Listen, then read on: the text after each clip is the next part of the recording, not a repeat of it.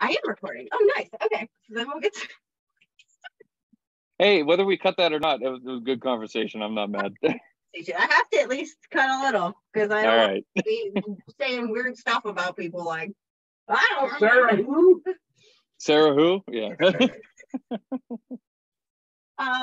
So, what's up, everybody? It's Josh and Jess here with God Hates Unicorns, and we're here with another super exciting and awesome round of bands and artists we like and support that aren't as good as God Hates Unicorns. And we're here today with just a very talented, sweet, nice, awesome individual, Mike Zemansky. Hello. Thank you very much for those amazing kind words. Well, it's true. And it is the first name I've ever pronounced properly, and that is why I made you say it many times beforehand, so that I could do the right thing. Of course. But hey, don't give yourself a little bit of credit. You got it on the first try. I did. After I was told. Mm-hmm. No uncertain terms. All right. Thank you so much for coming on, Mike. Thank you for reaching out and asking me on here. I really appreciate it. Absolutely. Well, we got a lot to talk about because you have a new single out. You also got as a solo single, you got your band, the Bleepy Things, and I think you're like a wizard with pictures on the internet. A lot of ground to cover. Yeah. Yeah, I am spread pretty far out here these days. Yeah. Sure. So you just dropped a single and people are loving it. So tell us a little bit about that. So I decided, because right now Bleepy is in the process of fully recording and mix and mastering ourselves our second full-length album. And we had about 15, 16 or so songs that were like kind of making the cut, and we've trimmed that down by a few songs. But right now it's just kind of trying to work out the last few kinks.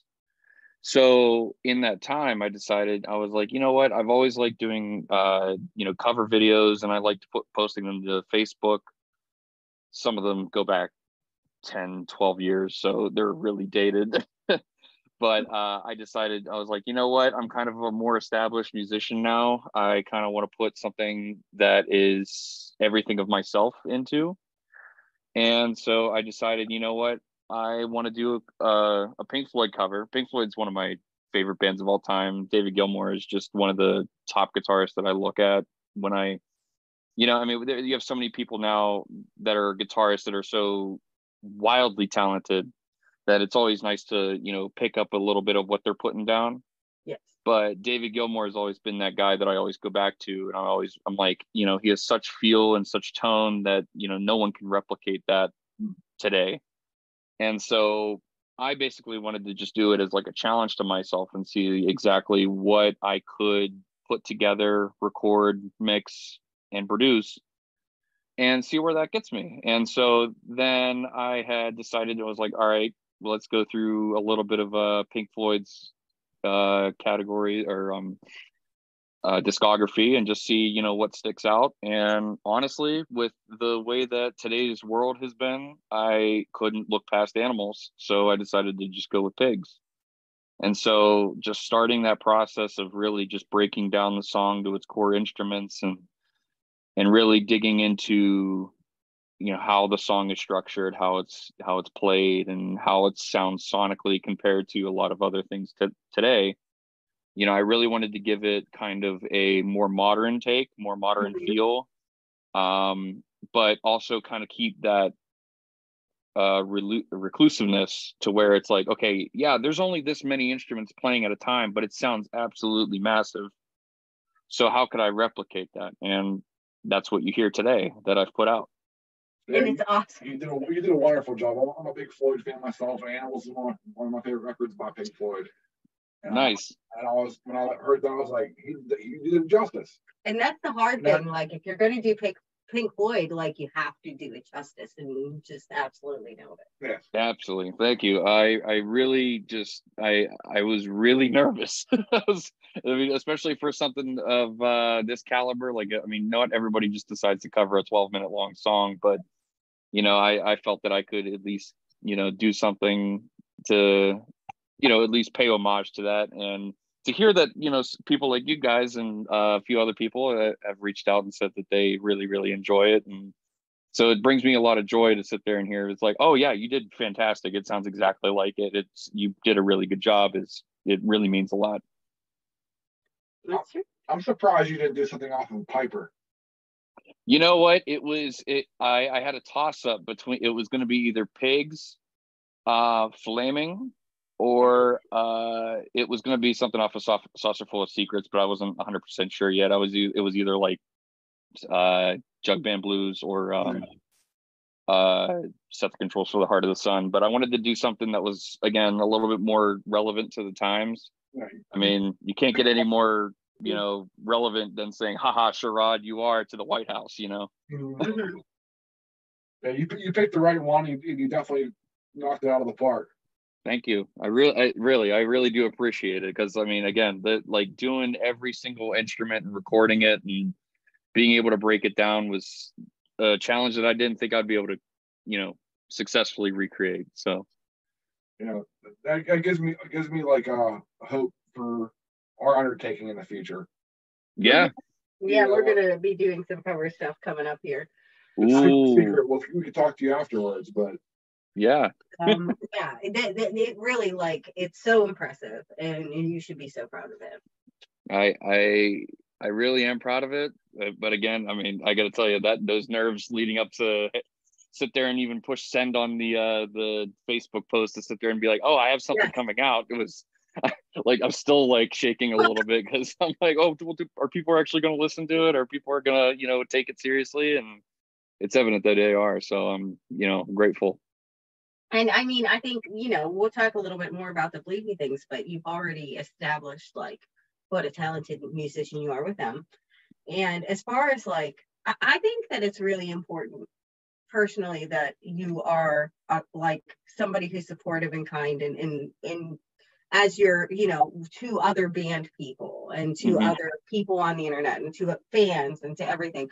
Like, it goes a long way, like, being cool and being nice and being good to other people, and you are. And I remember I was like, it was like, I didn't even know what to do. And like, I know you guys a little bit, Bleepy things, but I messaged you guys. I was like, I don't know how to put this picture together. And you immediately were like, I'll just do it. Just put my name on it. I'm like, okay, thank you. Of course. Oh yeah. And like, I've always been, kind of, I mean, I'm not as outgoing as Sean is. I mean, you guys have talked to Sean many of times, and seeing him, how he interacts with a lot of people is that's why he does that, and I don't. Yeah. But it's like, at least if I can help out in the community at any way, because I know that networking is not really my strong suit, but at least if I can sit there and promote, share, I'll make a picture for you for Deutschtown or something or other. I'm willing to do it. And it means a lot. And you don't need to be like hey, I'm the guy of the city. Like, just like being nice and it goes such a long way, because some people are just like, why do you think there's plenty of those in the music industry too. It's just like, what are you doing? What do you think you are? Come on. So we're all trying to, we're just all munching on the same pie here. Exactly. Yeah. And even more to that, like, I mean, I know that the little group that's down there at Store Express, that like all the guys up on the 7th floor that record and do music up there, that's because that's where our studio is. They they all have each other's backs up there. I mean, they're always checking on each other, and if we're out in the hallways, we're just talking music, talking shop, and just trying to help each other as much as we possibly can, because I mean, we're all still trying to figure this out. The Back Alley Boys. Back Alley Boys. We got Jules 412, if you know him. Paul Rice just put out a new single, or a few singles, I think. and he was working with Joel's too, and Smokebox, I think them, and Fingers Crossed, which is over there, which they opened, or they didn't open, but they basically hosted that the Brews and Bangers event that we had at Hop Farm. Nice. Okay. But yeah, they basically emceed the whole night. So yeah, like I said, a lot of those guys that are up on that floor are really good guys, and they all try to help each other out as much as we can. That's important because, like, I think that the biggest thing that I always try to tell people, like, this isn't a competition. There's not like a little trophy, like, who's the best Pittsburgh band? Let's decide. And then it's like, and then it's you. I mean, there are competitions, and I did post like 6,000 times for the city. I did. But, and we have a trophy. We do have Congratulations. A trophy. This is just a trophy that I bought from Target. No, it's our trophy. But it is our trophy because I bought it. And it doesn't say anything yet, but we could put our names on here because we win. Yeah, we gotta get some like real crude Sharpie and put God's Hate Unicorns on there, and then put it up on stage every time you go up there. Like, look at what we did. Exactly. Like, where did you get that? It says you're the best. I don't know if you can see it, but on it actually says you're the best on the trophy, which means you're the best. So of course. What are you gonna do? Nothing. I don't know. I think if you did take that up on stage, it probably wouldn't last 5 seconds with either of your mic stands twirling around. This is like the kind of thing, and it's hollow. It's like the kind of thing you would put on like a desk of an employee that like has really been bad this year, but like had a good phone call, and you put a couple like Jolly Ranchers in it, and it's like, here you go. Good job. You made us $7,000 this month, but you act like an asshole. Congratulations. Congratulations. It's like getting the employee of the month at Walmart. Yeah. Was working at Walmart. Walmart's the person that's the fuck. The owner, if they're not taking, because they don't take care of their employees. Oh no, they never do. I mean, I don't know. I've never worked there, but I've worked in some pretty crappy places. Mm-hmm. That's what I'm saying. I'm like, there's nothing wrong with being. You did work at Kmart. Oh, that's not bad. I used to work at Quaker Steak and Lube before it shut down. What is it now? It's Texas Roadhouse. It's the one down on 51. Yes. Yeah. I love Kmart. I love Texas Roadhouse. I used to work at Buffalo Wild Wings, and that was the worst job I ever had in my fucking life. Yeah, I've heard nothing. I mean, it's probably the same atmosphere at that point. I mean, they're all wing places, and it's all just debauchery. It was terrible. Yeah. Yeah. I sleep it. I'm like, it's not even the customers; it's the people I'm working with. I'm like, this is like a nightmare. I don't want to talk to you people. Like, see, that's the opposite for me, because it was a lot of the people that I did work with. We ended up becoming more of like a family than anything. We were all in it just to be in it. So I made a lot of good friends there, but it was all just management, really. I mean, it was just them. They were just driving everybody into the ground. They didn't care about any of their workers anyway. But so we've all been together and, tried to make it through this wonderful thing called life, one drink at a time. Yeah. And, I can't tell you how many times there was bar fights after closing hours. Oh my God. Quaker Steak. That's crazy to me. It's just like people, I guess I didn't care about that. I just wanted the people around me to be nice, but they were like so weird. And like, they didn't want to train me. And then they were like, would do weird stuff and say weird stuff. And like, I was so uncomfortable. I was so uncomfortable at that job that I left it to go manage an adult mart because they made me feel so much less uncomfortable. I bet that's the truth, because I really couldn't see a place like Buffalo Wild Wings giving you much of a time selling adult toys. I was like, no, I would rather sell porno and have people call me at all hours of the night. Like, I would rather mop up the back room there as my job than work with you people, because you all are gross.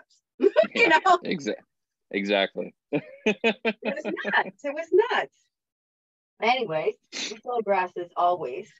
So I mean, everybody knows the Bleepy things, but what if they don't? Tell us about the Bleepy things. Well, I mean, it seems like it seems like that there's been a lot of new following for Bleepy that don't exactly know what Bleepy is, but Bleepy started out as this, you know, two-piece electronica kind of pop band that's morphed into something that I quite frankly can't even put words to, because nowadays it just seems like all of our old stuff that we've put out before and that we play live is mixing so differently and well with the new stuff that we've been creating, that it's almost like, I don't want to say it's like a new identity, but I mean, we're still the typical indie pop punk funk band that you all love and have seen before, but you know, we're coming hard with a new harder edge because we've gotten a few new members of the band. And so if you like indie pop, if you like pop punk, and if you like something with a little bit of funk to it, you'll love us. Or the Bleepy things. And I'm so here for it. Like, the nice thing about you guys is, like, it encompasses everything, and everybody in the band is so talented, and it all sounds so good, and it's a great show to see live too. So you have great energy. Mm-hmm.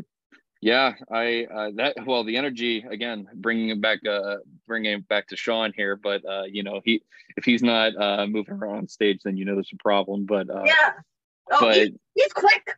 Oh yeah, he's huge and he's quick and he's nimble and he weighs about 10 cents. So you could get him moving pretty fast on that stage. And you know, I there's been a few times that he's jumped. I don't know if you've been to a show where it's happened before, but there used to be a lot of times in the past where he would just jump on my shoulders like mid guitar solo. Oh my gosh.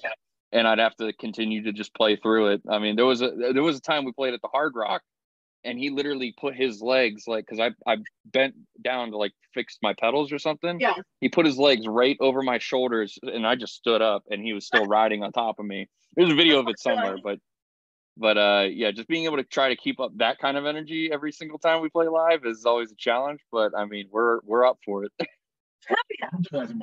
Our next guitar player. Oh God! As long as you don't do that to me. I don't want Okay, because you're a full foot taller than I am. Yeah, but so is Sean. So imagine that tower. I'm 6'3" and he's like 6'8". 5. Yeah. It's great. And it's so funny because you don't know when you're just like on the internet, and then you see him, you're like, oh.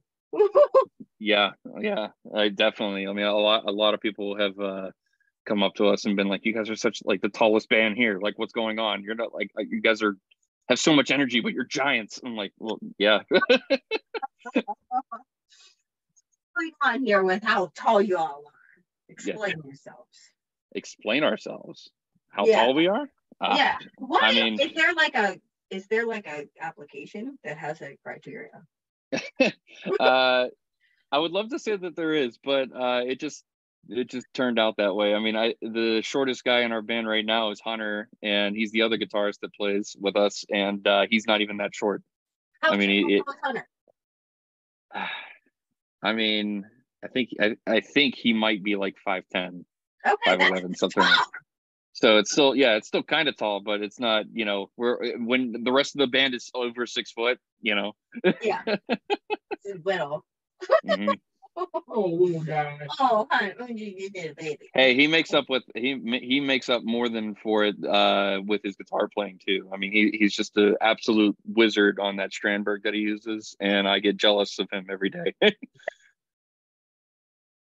Well, you're a wizard too. And there can be more than one wizard in the world, and I will point out you're taller. At least I have that going for me. You always have that, Hunter. No, we're not fucking Hunter. You're just not as tall. You're not as tall, and that's a fact. And that's not us being mean. It's just a What's that? The sad Price is Right sound. Bum bum ba-dum. No, we love you all. What a fantastic group. We've been lucky enough to play with you guys.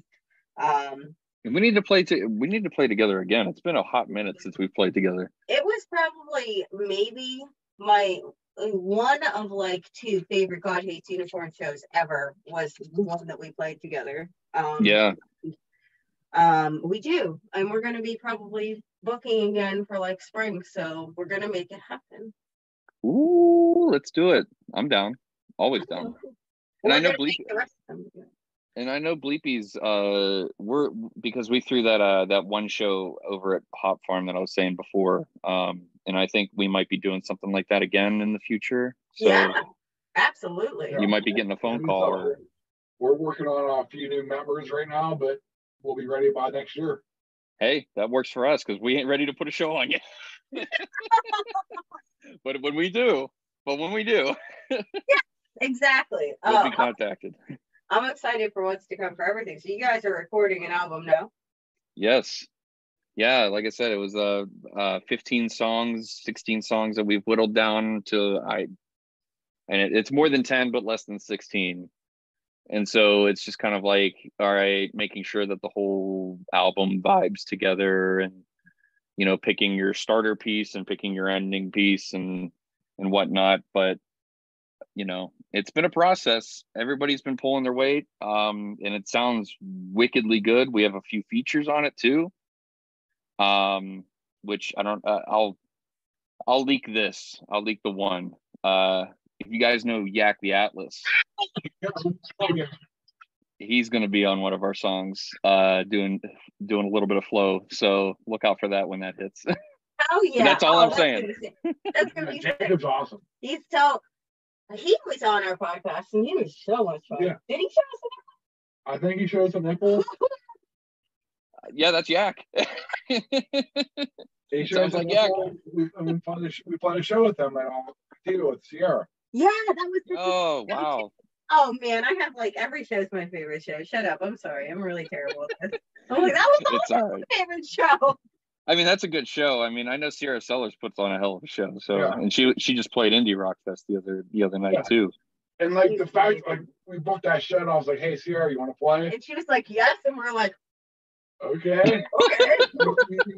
you do know who we are, right? And yeah, she's lovely. She is like an angel from heaven. She came on the podcast, and it's like when she's just one of those people, and it's probably so terrible to be her because she's so captivating, so lovely, and just so wonderful in everything she does that it's like she's probably like her messages must be like. Yeah, probably. Oh, I bet, because I mean she puts on such a phenomenal act. Mm-hmm. I mean, I saw her. I think it was the Funhouse, and she just tore the place down. I mean, I don't even remember who was following her. Yeah. I know she wasn't the closing act, but I was like, why isn't she?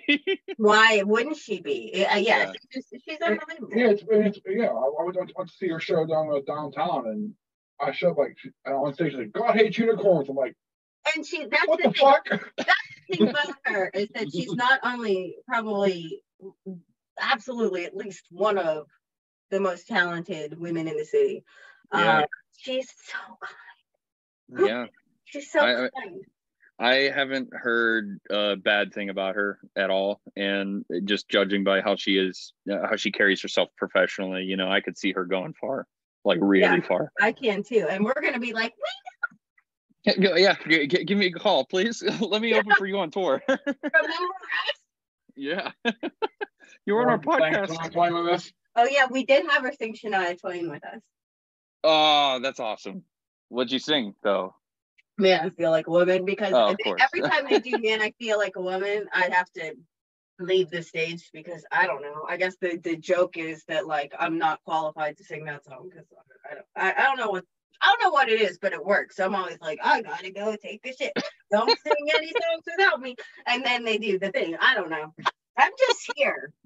I just am here and I do what I do. Well, that was the worst time ever. So we were at Hard Rock Cafe. And I've never sang the song, Mike. I've never practiced the song. I've never even entertained the thought of singing the song. And then we're at Hard Rock, and Josh is like, "You sing it this time." And I'm like, "I don't know the fucking words to this song. I don't know this song. I'm just it's fine." And then I'm just like, "What?" Hey, I mean, sometimes you just got to get up there and do it. I mean, really. I mean, that's. Something. what Bleepy does half the time. But the problem is, it's like everybody else in the world knows the words to "Man, I Feel Like a Woman." I certainly don't. So everybody knows. I'm just like,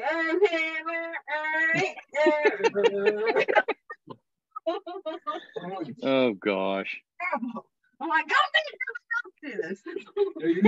Usually we'll have somebody from another band or something come We up. always do, or just an audience member. It doesn't even matter who, just somebody that's not me.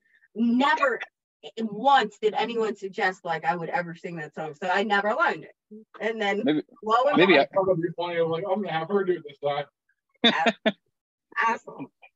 Maybe I should learn the song, and then next time you play it, I'll just jump up there and be completely unqualified. All you gotta do is look on the really nah. No, you were making me even sing more. It was horrible what he did to me. It was like I'm never gonna forgive him. Sing the verse. I'm like, I've been buying her flowers every day since then. he hasn't bought me any flowers ever. I got you a flower. You did. I picked They're on it. back order. Let them be. I picked it from the vacant house next door, for the record. But I did get a flower.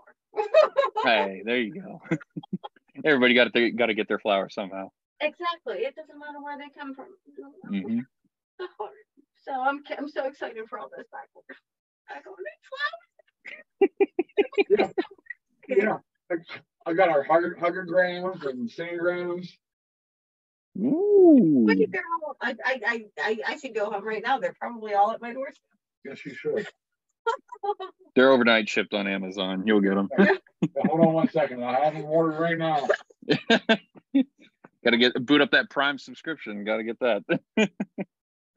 She can't get in the front door to this flower barricade. I'm just like, I hate this. I thought this was a joke. No. Whose funeral are we going to? We live in a very small I think place. that's an idea. I'll just go to the funeral home and steal some. That's a good There idea. you go. Yes. I mean, where are they going anyway? Yeah. You're not using them. You're dead. Yeah. And Yeah. And the family members, what the fuck are they gonna do with them? Oh, look. Exactly. This. I've been there and it's like, what am I doing with these fucking flowers? It's not going to bring them back to life. You try as you might. I tried so many different ceremonies and shit, didn't work. They didn't come back to life. Okay. Oh boy. I'm getting flowers. Flowers. Hey, that's wait. takeaway from the podcast. There. Here. I'll drop another hint for the new Bleepy album. There is a song that has flowers in it. Ooh. But that's it. Okay. There's nothing else to do. Flowers for Yak the Atlas. Flowers for Yak the Atlas. I'm excited about this. So when is it coming? So that's a good question. We're, like I said, we're still in like the process of like, whittling down what we like, what we don't like, really trying to fine tune everything. The biggest thing for us is that we're trying to do as much as we can in-house, just so that when we do either, like we've been working with the producer Daniel Blake, that works out in Greensburg. Oh, okay. And he's been kind of like he recorded our first album and our Get Weird EP, but this was the first time that we decided that we were going to pretty much build a whole foundation for ourselves and really try to bang out as much as we possibly can, whether that's just tracking guitars and then sending that, or a full band.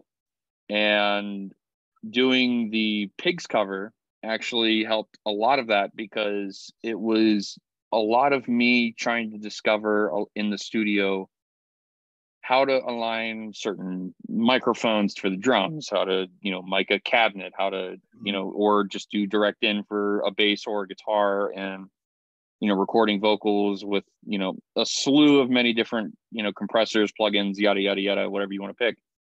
And, kind of doing this was just kind of part of me wanting to challenge myself was to really kind of see what I could do engineering wise as well. Because if I can get it to a point where if it sounds like how the song came out, I mean, and if people like it, who else do we need to send this to? Right. So if we can get as much as we possibly can done in-house, I think the happier we will be, and the less effort it'll take into pushing our energy out into different areas. So with that being said, again, we don't have a set date. We don't have anything really thought of as far as finish and like announcement time. But I will say that we do have a single and a video coming pretty soon. That's gonna be kind of the start that sends this boulder down the hill. I don't know if that'll be out before the end of the year, but I do expect it to be out within like the next 3 months. Next 3 months. Yeah. Choose a date. January 12th. David will be out January 12th. Cool. I will put that in my calendar, and that's the date now. That It's happened before. People actually have done that. Really? Just dates, and then they select the date, and we're like, well, now you're the best. And we did it too. What? Really? Oh wow. With our So last- January. with our last single, Vigil, someone said October 20th or whatever, and we did it. Who said it? I can't remember. We were Somebody. I'm gonna watch. Someone manifested it. yeah. It Someone was said that. manifested into the universe. And we it's like Skies of Terra put their album out the day we told them to. They did. Speaking of which, Vigil, really great. It bangs. Like, I really like it. Gives me like that like new school like Rob Zombie kind of feel, and it just Oh, bangs. yes. Thank you. yeah, that was a fun one. I was when we went to the studio, I was like, I gotta sing this one properly. Hmm. I think I don't. Usually he's just like. No, That's proper. What are you talking about? But it was just like one of those ones where I wanted to hit a certain pitch. I wanted to have a certain tone to it, and it's like obviously not out of my range, but like just like I had something in mind for it that I wanted to hit. Hmm. Other ones I let should flow naturally, or like stay in a certain ballpark. But that's not one I was like, this is the ballpark I want to be in. Hmm. Are you talking about the parts in the verses before the big shouty chorus? Yeah, the verses. Yeah. Mm. Like the verses, Yeah, I could tell undertones. that you were going into a different animal there. Yeah. I was trying to like go low, be a little bit like it's like real breathy. Yeah. And that's tough. Like I can scream, but it's like going low and like subtle is kind of like why is that? Sometimes you misjudge how much air you need in your lungs to be able to carry out that whisper almost. Yeah. Because I did the same thing on pigs when during the modulated part. I basically really found out real fast that I have no breath capacity whatsoever. And so just trying to do those parts and with the chorus and other things that were going on with it, I was like, okay, let's see how much reverb I can add to this before I start hating it. Yeah, it's a weird fucking thing. Because we had other song that will never be released that I had like a whole lot of notes for a long time. Mm-hmm. That wasn't even the biggest issue. It was like the 5-word thing in Vigil where I'm like, you want to have that breath while you sing. Mm-hmm. And you don't want to hear the breath while you sing. Right. Exactly. And I yeah, like I said, I totally get that. Well, Mike, thank you so much for being on. Thank you so much for having me. You got to check him out. Check out Paige. Check out Bleepy Things. And then, like, if you just want to be friends with a really cool guy, that's also a thing. So, we appreciate it. Pigs 3 Little Ones is awesome. Thank you. I really appreciate this. And thank you so much for having me on. This was such a great time. And we'll tell you about our super secret thing after we hit stop and I pee. All right. Well, let's hit stop recording and let's tell secrets. Stop recording. We're gonna tell secrets. Bye.